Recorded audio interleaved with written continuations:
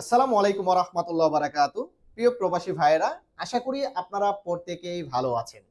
Saudi আরব থেকে যদি আপনারা ভিডিওটি দেখেন, তাহলে অবশ্যই আমার কমেন্ট বক্সে লিখে যাবেন যে আপনারা সৌদি আরব থেকে ভিডিওটি দেখতেছেন। আর যদি বাংলাদেশ বা বিশ্বের অন্যান্য দেশে থেকে ভিডিওটি দেখেন, তাহলে অবশ্যই কমেন্ট বক্সে দয়া করে লিখে যাবেন। তো দেখেন, আমি পূর্বে একটি ভিডিওতে আপনাদেরকে তথ্য দিয়েছিলাম যে সামনে যে ২০২৫ সাল আসতেছে আর কয়েকটা দিন পর।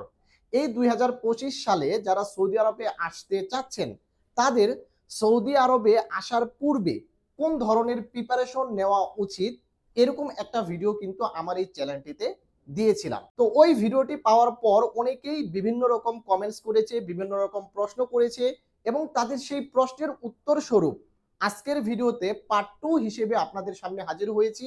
যারাই ২০২৫ সালে সৌদি আরবে আসতে চাচ্ছেন, তারা আসার পূর্বে কোন কোন ধরনের বিষয়ের উপর প্রিপারেশন নেবেন, এ বিষয়ে আজকের ভিডিওতে তথ্য দিব। অবশ্যই সম্পূর্ণ ভিডিওটি দেখার অনুরোধ করতেছি এবং ভিডিওটি যদি ভালো লেগে থাকে অবশ্যই ভিডিওটিকে শেয়ার করে দিবেন এবং আমার চ্যানেলটিতে যারা এখনো নতুন দর্শক অবশ্যই সাবস্ক্রাইব করে সঙ্গে থাকবেন। তো দেখেন, আমরা কিন্তু যারা নতুন ভিসায় সৌদি আরবে আসি, তারা কিন্তু না জেনে না বুঝে কোনো দালালের খপ্পরে পড়ে, কোনো এজেন্সির খপ্পরে পড়ে আমরা কিন্তু হুট করে সৌদি আরবে চলে আসি, কোনো রকম প্রিপারেশন কিন্তু নেই না। যার কারণে কিন্তু আমরা নানা রকম প্রবলেম কিন্তু সৌদি আরবে আসার পর ফেস করি। তাই আমাদের প্রত্যেকেরই উচিত যে সৌদি আরবে আসার পূর্বে বা বিশ্বের যে দেশেই আপনি যান না কেন, ওই দেশ সম্পর্কে ভালো করে যাচাই বাছাই করে কোন ভিসায় কোন ধরনের কাজে গেলে ভালো হবে, এগুলো ভালো করে যাচাই বাছাই করে তারপর কিন্তু আমাদেরকে ওই ধরনের ভিসাতে আসতে হয়। তো আপনি যদি সৌদি আরবে নতুন ভিসায় আসতে চান, তাহলে ভিডিওটি সম্পূর্ণ দেখুন। আপনার প্রিপারেশন কেমন হওয়া উচিত আজকের ভিডিওতে আপনাদেরকে ক্লিয়ার করে দিব।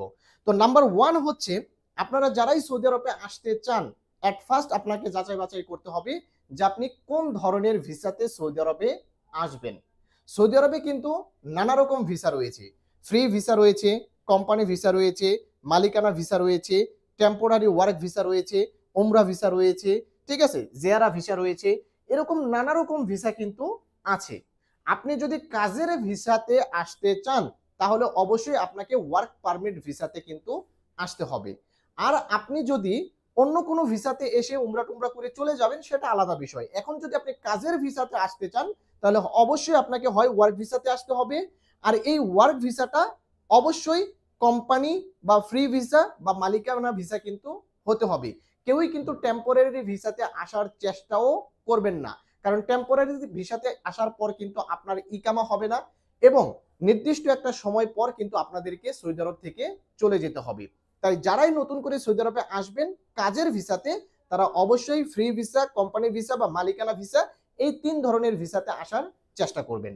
এখন কথা হচ্ছে, আপনারা যারা ফ্রি ভিসাতে আসতে চাচ্ছেন, তারা কোন জিনিসগুলো আপনারা যাচাই করবেন। নাম্বার 1 হচ্ছে, আপনাকে যে ভিসাটা দিচ্ছে, সে কি আপনাকে 3 মাসের ইকামার ভিসা দিচ্ছে নাকি 15 মাসের ইকামার ভিসা দিচ্ছে, এটা ভালো করে যাচাই করবেন। আমার কথা হচ্ছে, যারাই ফ্রি ভিসাতে আসবেন সবসময় 15 মাসের ইকামার ভিসাতে আসার চেষ্টা করবেন। এবং নাম্বার 2 হচ্ছে, যারা কোম্পানি ভিসাতে আসবেন, তারা চেষ্টা করবেন সেটা যেন অরিজিনাল কোম্পানি হয়ে থাকে, সেটা ভালো করে আসার পূর্বেই যাচাই বাছাই করে তার কাছ থেকে ভিসা নেবেন, যারা 100% গ্যারান্টি দিয়ে আপনাকে অরিজিনাল কোম্পানির ভিসা দিবে। কারণ আপনি যদি একবার সাপ্লাই কোম্পানিতে পড়ে যান, তাহলে কিন্তু 100% বিপদে পড়বেন।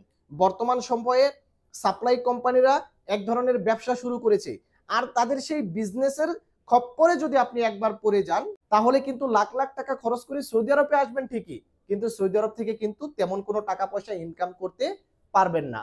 তাই অবশ্যই এই জিনিসগুলো আপনাদেরকে কিন্তু বাংলাদেশে থেকেই যাচাই বাছাই করতে হবে। এই গেল আপনার ভিসা সংক্রান্ত। আপনি কোন ভিসাতে আসবেন এটা কিন্তু আপনাকে বাংলাদেশে থেকেই যাচাই বাছাই করতে হবে। এখন কথা হচ্ছে, আপনি কোন কাজে যাচ্ছেন, সেই কাজ অনুযায়ী অবশ্যই আপনার ভিসাটা হতে হবে।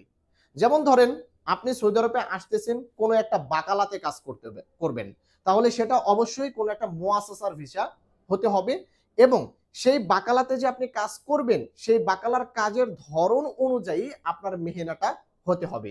যেমন ধরেন, আপনি যদি বাকালার ক্লিনার পোস্টে আসেন, তাহলে সেই ক্লিনার আপনার মেহনত থাকবে, এটা কিন্তু ওই ভিসার গায়ে লেখা থাকবে। এখন কেউ আপনাকে বলল একটা সুপার মলে ভালো একটা সুপারভাইজার পোস্টে আপনাকে চাকরি দিবে, কিন্তু আপনি ভিসার গায়ে দেখতে পাচ্ছেন সেখানে লেখা আছে লোড আনলোড পেশা, অর্থাৎ আমিল তাহমিল ওয়া তানজিল, তাহলে বুঝে নেবেন যে এটা বাটপারি করতেছে। কারণ আপনি বাংলাদেশ থেকে যখন ভিসাটা নেবেন, ভিসাটা যখন আপনার স্ট্যাম্পিং হয়ে যাবে, অনলাইনে যখন আপনি চেক করতে পারবেন, তখন কিন্তু আপনার কাজের ধরনটা সেই ভিসার ভিতরে কিন্তু থাকবে। ওই কাজের ধরন অবশ্যই অবশ্যই আপনার দালাল বা এজেন্সি যেটা বলেছে সেটা কিন্তু 100% মিল থাকতে হবে। যদি মিল না থাকে তাহলে কিন্তু সম্ভাবনা থাকবে যে আপনি আসার পর বিপদ হবে, আপনি আসার পর অন্য একটা কাজ আপনাকে ধরিয়ে দিবে, এবং আপনি আসার পর কিন্তু যে কাজের কথা বলেছে সেই কাজ নাও পেতে পারেন। তাই বাংলাদেশে থেকেই কিন্তু আপনাকে এই সকল যাচাই বাছাই করতে হবে।